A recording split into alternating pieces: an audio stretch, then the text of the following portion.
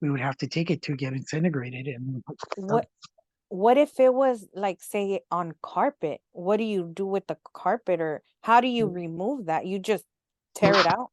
flavors apply. Just as easy as, you call someone to go and install your carpet, pretty much same rules apply. Um, we would have to go cut out the carpet where Oh, the wow. whatever blood was infected, get underneath the carpet, get underneath the subfloor, and then sometimes there was actually a lot of times, if I could be honest, there was a lot of times where we would often have to pull up the subfloor and take the subfloor with us.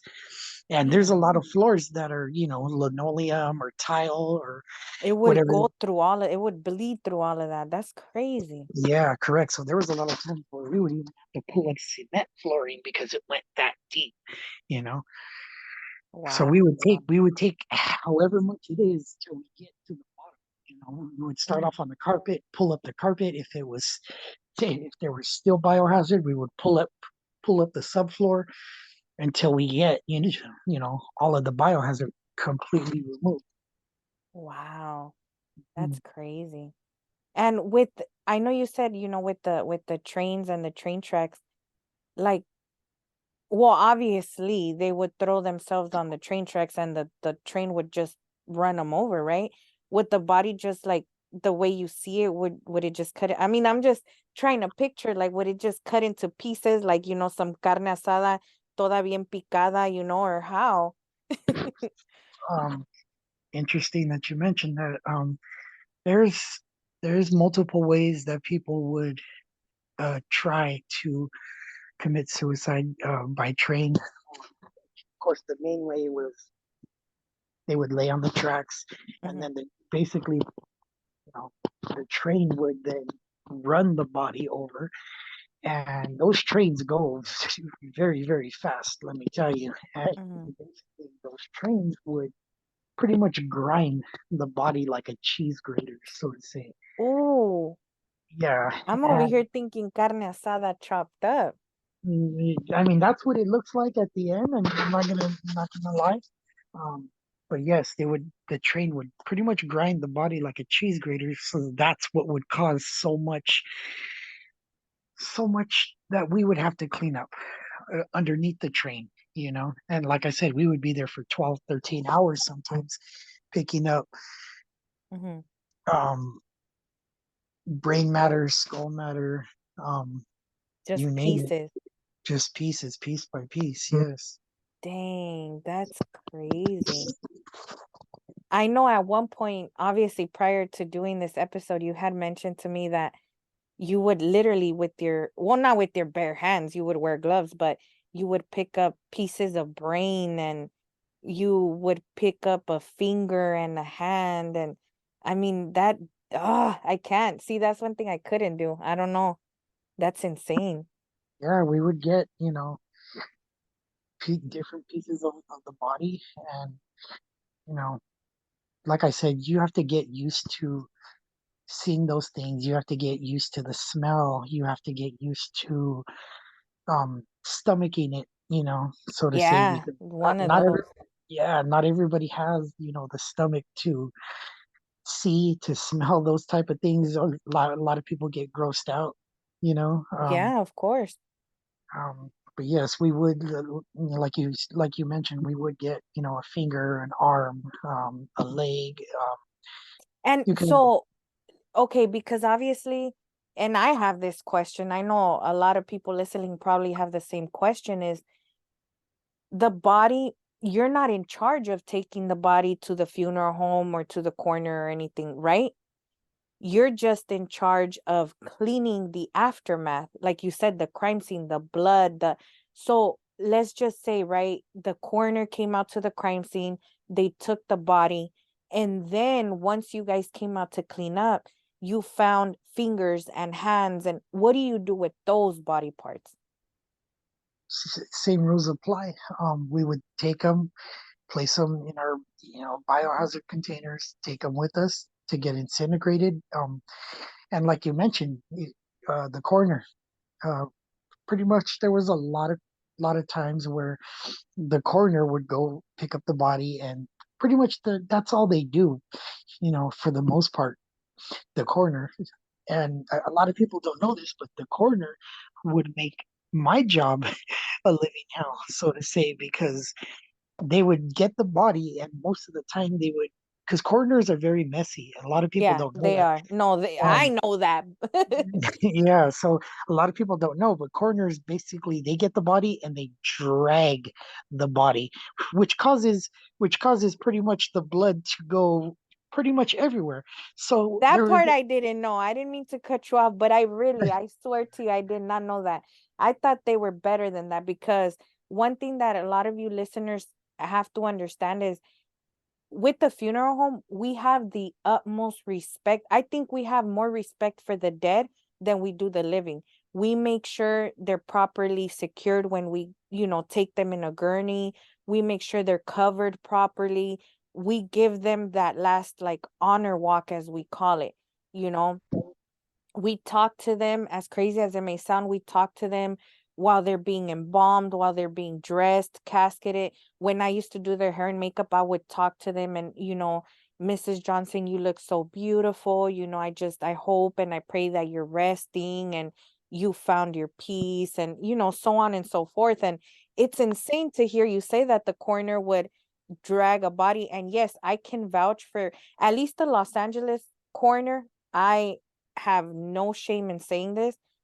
They're disgusting. Their office, it smells like it's disgusting.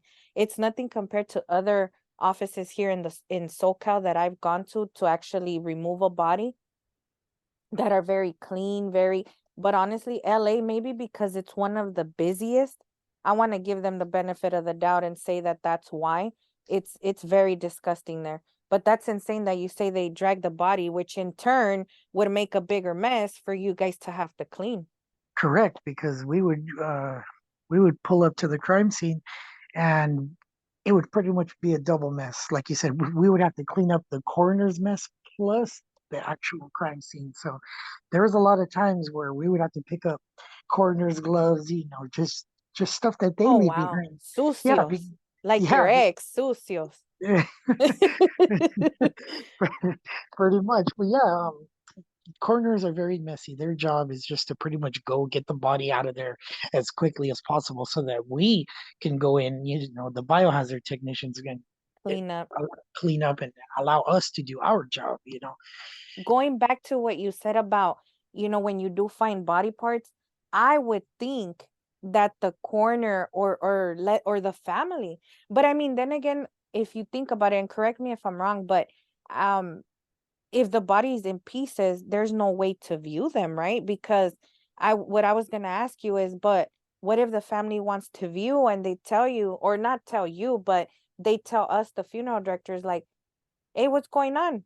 A homie over here is missing an arm. What'd you do with it? Correct. A lot of times, we as the biohazard technicians, a lot of times we wouldn't get, majority of the time, we wouldn't get those questions. Like I Mm, said, our job was just basically get in there, get get in, to get the crime, out. get in, get out.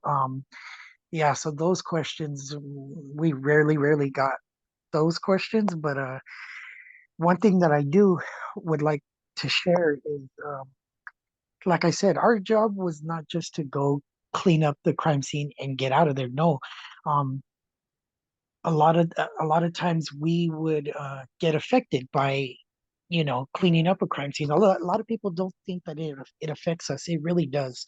So what we do, or what we like to do, was talk to the family members, because at oh, the end of the day, it's somebody's mom, somebody's dad, somebody's brother, somebody's sister that we're cleaning right. up. And so we would tell the family member, um, you know what, our phone line is available 24 hours a day, 7 days a week. If you want to just call, you know talk to us, our phone line was always open to the family or to the individual that committed suicide. So we would always definitely try to be there for the family or whoever it was that was related to the victim of the suicide. That's awesome. And I respect that because like you said, it it it speaks a lot. You know, a lot of people think that it's just a job to us, but we develop friendships, and you know, there's times where I feel like I become part of the family, you know, but we do also have to keep it very professional. I mean, I can see why the company you work for stands out to these families, to the corners, to the hospital, everybody, you know, like I can definitely respect that. Um I know you have a crazy story to share, and that story is that you were at Paul Walker's crime scene. Like I said, a lot of people that if they don't know, that's insane. But Paul Walker was one of the main actors, to me, one of the finest, one of the best, the list goes on for Fast and Furious. I mean, that's just one of many. And you were there, which we'll hold off on that. I do want to share that story next week with the people, and I hope that you're open to coming back and, you know, sharing more with us. If anybody has questions, feel free to send them to me, and I will definitely ask Jesse, you know, to answer those for us. But I want to take the time to thank you. I appreciate you so much for sharing a little bit about your industry, and like I said, I hope you're willing to share some more with us. Oh yeah, of course. Like you mentioned, if anybody has, any questions about, the biohazard industry, crime scenes, I mean, suicide, I mean, I get, I've had questions, asked to me over the years, and Oh, I can imagine. yeah, so I mean, if anybody has any questions, I'm open, I'm free, and I'm ready. Like you said, I'm ready to come back and share more, especially the Paul Walker story. Like you mentioned, that Yeah, one is I'm very. excited for that one. That one's next week for those of you listening. And again, thank you so much for taking the time, you know, out of your day to share with us. If anyone has any questions, feel free to send me a message, whether if you have my phone number, and if you don't, you could always find me on Instagram. Let me get you my handy dandy. It's Annayy, Anna, and then it's four Y's followed by 92. Annayy 92. All right, guys. Well, I hope you enjoyed today's podcast. I hope you join us next week for that crazy story for Paul Walker's crime scene. Have a good night, everybody. God bless you all.